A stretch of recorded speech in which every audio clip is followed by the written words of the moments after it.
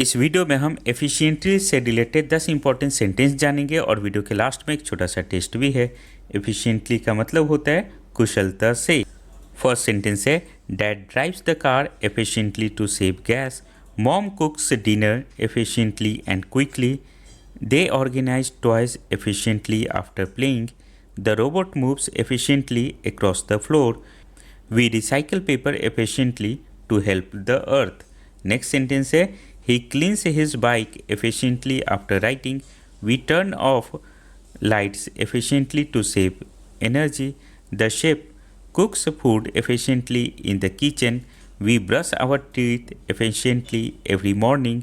The bus moves efficiently through the busy city. अब आपके लिए एक छोटा सा टेस्ट भी है। एफिशिएंटली का हिंदी मीनिंग क्या होता है? दो ऑप्शन है, अनुभवहीनता से या कुशलता से। सही आंसर वीडियो के कमेंट सेक्शन में बताना है। बेसिक लेवल का स्पोकन इंग्लिश बिल्कुल फ्री में सीखने के लिए इस चैनल को आप सब्सक्राइब कर लो। उसके बाद हमारे व्हाट्सएप ग्रुप को ज्वाइन कर लेना।